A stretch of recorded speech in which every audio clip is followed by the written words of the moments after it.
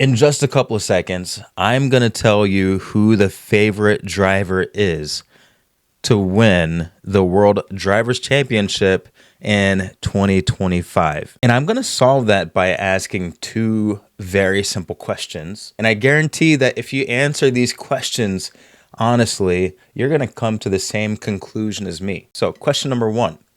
Which team built the best car this year? Yeah, all right. So, did he answer that one? Now, which driver is the strongest on that team? Now, I guarantee, unless you are a fan of a certain driver and you can't really get past that, your answer is going to be that Oscar Piastri is the favorite driver to win the World Drivers' Championship in 2025. And that is as of Monday, April 14th, with the performance that we have right now with the cars the way they have developed up into this point. I just don't see a way around Oscar Piastri being the favorite. Now, weather, politics, upgrades, all that kind of stuff definitely plays in. But let's break this down just a little bit further, all right? So Piastri has got 2 wins and 3 podiums. Norris has got 1 win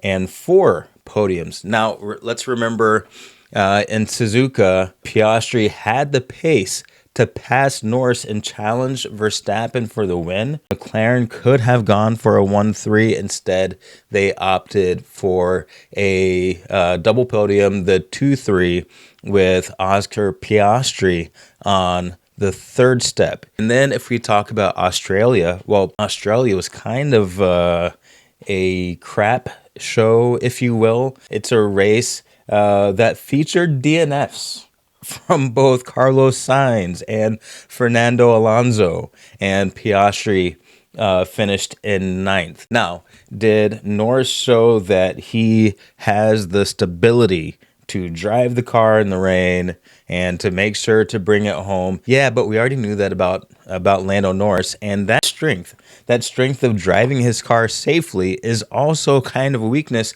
because when it comes to overtakes, I don't think he is quite the risk taker that you need to be in order to win a championship. Now, this happened in COTA last year when it was Norris versus Max Verstappen, and you could see him trying every which way to pass. It just never happened. And, even in this race, it just seemed like there was nothing that Lando Norris could do to get by George Russell, and he just kind of settled into a 3rd place. Now, Oscar Piastri did have a great quote, and he's the newer guy at this team. He's got to be a little bit more political. He's coming in and, definitely is getting coached by Mark Webber. Mark Webber is famous for the battle with Sebastian Vettel, multi-21, Seb, multi-21. And this is when Mark Webber, he kind of got burned by Sebastian Vettel because Sebastian didn't follow team orders. And I think in this case, Mark Webber managing Oscar Piastri is coaching this guy that you take whatever advantages you can when you can take them when it is politically expedient. And Piastri's playing the long game. Last year, I think Piastri was possibly faster than Norris, but I think definitely for good reason, McLaren finally figured out that they had to back Lando Norris for the championship. Now, did it pan out for them? No, it didn't. But it seems as though they're going for the same strategy this year. But this year, I don't think that they should. I think that they should have come out the gates last year and just backed Lando Norris the entire year. I think things may have ended up different. But then this year, they are backing Lando Norris. But to me, to my eyes, it appears that Oscar Piastri is simply doing better. And I think that they should have, in the Suzuka Grand Prix, let Oscar Piastri challenge Max Verstappen, even if he didn't get a 1st place. I think it would have been a very good showing, and it would show that the team has to fight. Now, to be a championship driver, Yeah, you have to be able to drive the car safely, bring it home, just like Lando Norris knows how to do, and he capitalized on that in Australia. But you also need to know when to amp it up and go for the driver who's in front of you. And I am just not seeing that. Also, with Lando Norris kind of downplaying his car, I think that is a little bit of a disservice to his team, the hundreds or 1,000 or so whatever employees that McLaren Formula One have. You gotta give it up to them and say, hey, you guys did a great job in designing this car. And I think optimally, in a winning season, you have a team that built a great car, and then you have a driver who can get the most out of it. And I think Oscar Piastri is actually, he's positioning himself as that guy, not just in terms of the results, but in terms of how he's speaking about it. Norris said something about, I'd like to see Piastri, I'd like to see Verstappen's face after getting out of the McLaren and the look of disappointment or something. Meanwhile, Oscar Piastri is saying, yeah, I think that McLaren clearly has built the best car. Which one do you think sounds better to the team? One is a bit self-serving, and one is lavishing a generous amount of praise on the team that rightfully deserves it because they did work hard. And I think that shows leadership. You got leadership, you got likability, and you got race results. I think you have a principal driver for your team. And I think unless things change, unless Ferrari brings some crazy upgrades, I think that Piastri is the favorite for the win. I think also Mercedes is having a really good year. We'll talk about that a little bit more in a second. I want to talk about my honorary driver of the day, and that driver is Yuki Tsunoda. Yuki qualified 10th and improved his position to 9th. Now in a Red Bull, just getting into the points is typically not that impressive. But given everything that's happened, given the fact that this second seat at Red Bull, the cursed seat at Red Bull, kicked out Sergio Perez, it kicked out Daniel Ricciardo, and it kicked out very quickly one Liam Lawson. And the delta between the second driver and the first driver has been insane for the last 16 or so months, where Verstappen would be up near the podium and the second driver would be down near the bottom. Can't do that anymore. And Yuki Tsunoda has come in and proven that he is the guy that can solve that. Now, I see some commentators out there saying, well, it was good, but not great. I'm sorry, guys. Verstappen came in 6th. Yuki Tsunoda came in 9th. If Verstappen is one of the best drivers on the grid, if not currently the best driver on the grid.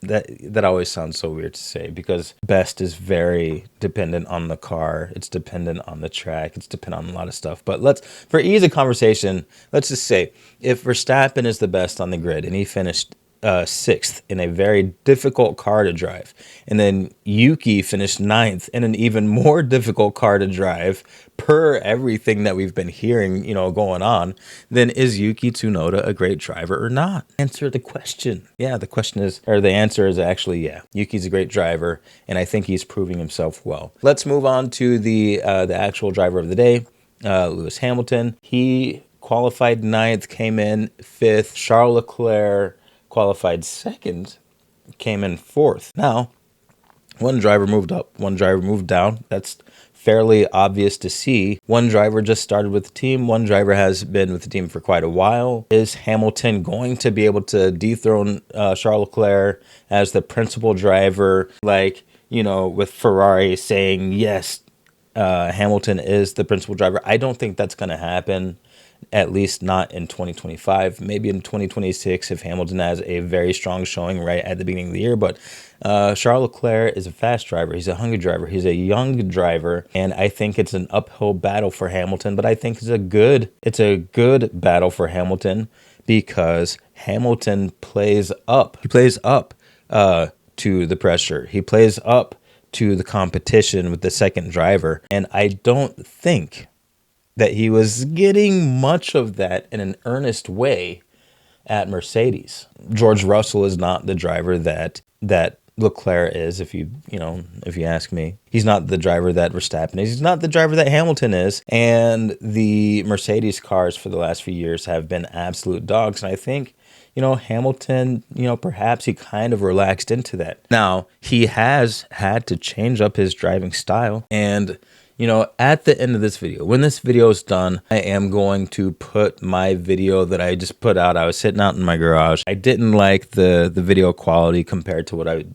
typically put out, so I deleted it. And I kind of regret that because the very next day, Lewis Hamilton came out and basically said about himself the same thing that I had said about his driving style. And what that was essentially is that, he's been an innovator with, Mercedes changing settings and all that kind of stuff. Whereas with this current era of, ground effects car, you have to come in and be a little bit more robotic, find a good setting, find a good setup, stay with it, and squeeze out little bits of time, not huge swaths of time, because the handling characteristics on the cars, it's too volatile, and you need minor improvements, not big improvements. You need to qualify well and stay out there. And I'll let the other video kind of talk to what I was saying about that, and I'll see if I can find Hamilton's quote about himself, and you can see how similar they were. I think it was pretty good. And then let's talk quickly about George Russell. He's done such a good job this year that he is actually moving closer to a contract. Autosport has an article that says Russell moves closer to new Mercedes F1 contract. Russell is impressed so far in F1 2025, which could lead to a Mercedes contract extension. Because remember, George Russell doesn't have a contract beyond, I want to say, when is his contract? Oh, I don't see it in the article. It expires either at the end of 2026 or at the end of 2025. I can't quite remember. But according to paddock sources, Russell is expected to sign a 2-year extension with an option for 2028 in an agreement believed to be worth $30 million per season. The hustle has really paid off for George Russell. I, for one, hope he keeps it up. I did not necessarily like him paired with Lewis Hamilton. I think that pairing brought out the worst in him. Not just in his driving, but also in his rhetoric. But paired with Kimi Antonelli, I think he's starting to relax a little bit, both in how he's speaking and how he's driving. And I give everybody a chance. I give everybody a chance. And if you improve, PR-wise or driver-wise, like, I'm not going to sit here and judge you based on what you did in the 2023 season. If you're great in 2025, hey, party, let's go. I want to talk quickly about tire strategy. I feel like tire strategy was just insane. Let me see if I can find it. F1 Technical. I love F1 Technical on Reddit, and I'm gonna show you what I saw. And this is weird. People are kind of saying that Ferrari they made a huge mistake in Bahrain by putting both Hamilton and Leclerc on hard tires out there toward the end. But I think it was a reasonable call to make, because typically you would. And Ferrari ended on hard tires. Alpine ended on hard tires. Duhan in the what car is he driving? Is it Stake? I don't know. Ended on hard tires. Hadjar ended on hard tires. Alonso and Stroll ended on hard tires. And then of course Sainz had 3 stops, and Antonelli did a long run on the soft tires. Russell ended on the soft tires. So it was all over the place. Can I blame Ferrari for making the call to go on the hard tires? I can't, because I was sitting there watching the end of the race, and I was like, Mercedes putting Russell and Antonelli on the soft tires toward the end. Even Russell came over the radio and was like, that's quite a lot of laps. He had 24 laps to go. And Piastri and Norris, of course, a soft tire. And they even brought Norris in really quickly on the soft tires, switched him over to the medium. And they rode those bad boys all the way through the end of the race. 24 laps on the soft tires for Russell. Strategy really came into play here.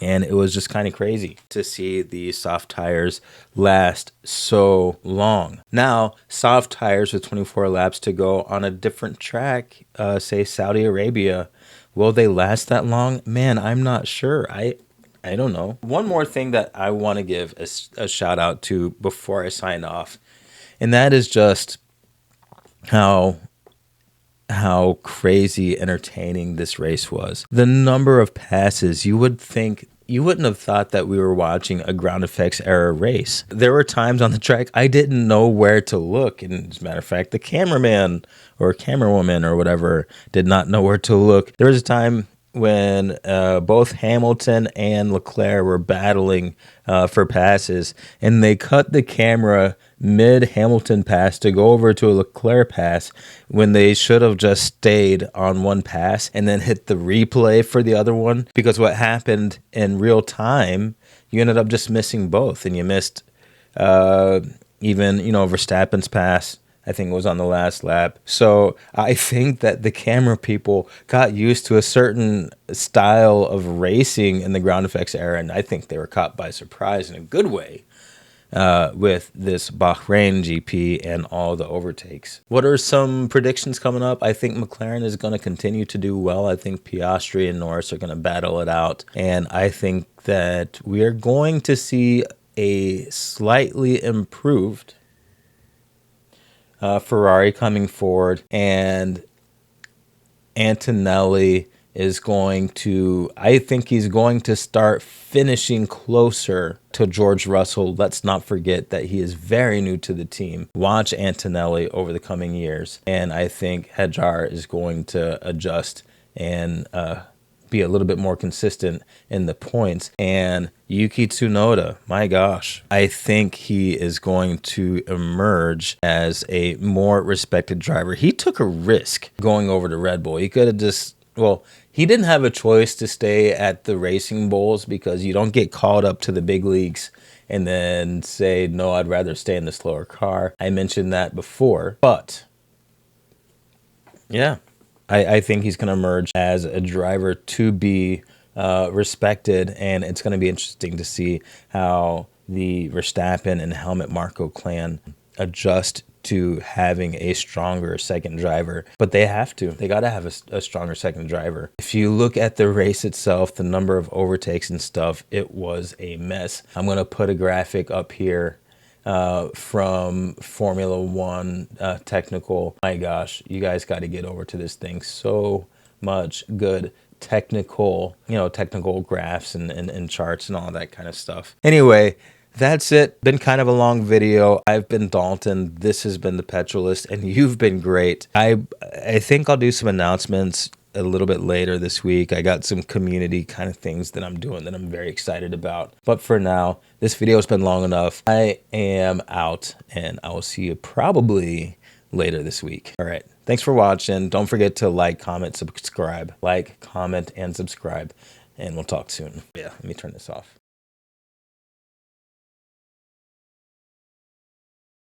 Hey, what's going on? It's your boy Dalton from the Petrolist, and I got a theory about why Lewis Hamilton's legendary driving style and driving strategy just doesn't seem to be working with the ground effects cars. And let's talk about thing one, qualifying. Now, in order to be a champion, Lewis Hamilton has always been good at qualifying, but he's not been the greatest at qualifying. In the ground effects era, you gotta qualify really high because passing is next to impossible. So in the last Grand Prix, the Suzuka Grand Prix, the mathematicians or whomever over at F1 and FIA did the math, and in order to complete a successful pass on that track,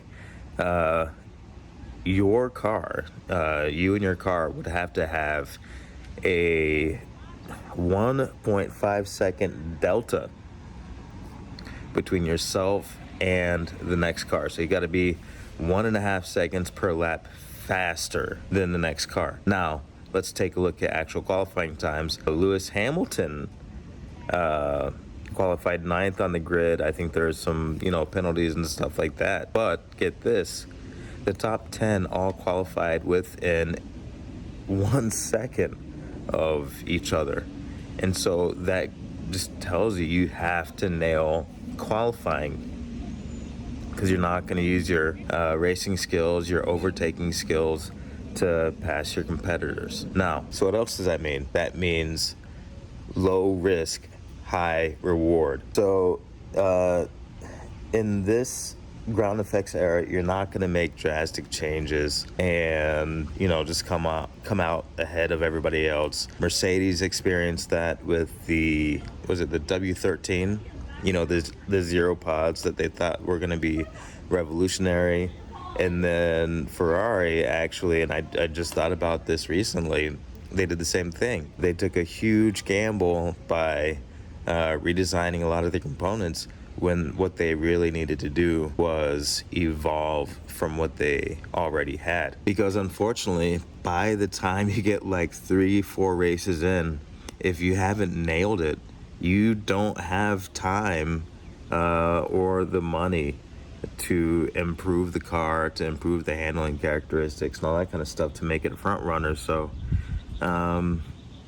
if you're out of the runnings in the first few races, then you're just kind of done. And the same thing goes for settings. And Lewis Hamilton is famous for messing with settings. He'll do a sprint race like we had early this year. Everything will go great, and then he'll try to optimize for the race, adjust everything. This is a really weird era in Formula One, and what it actually takes is a steady robotic hand, not a creative, innovative hand. And yeah, that's about it.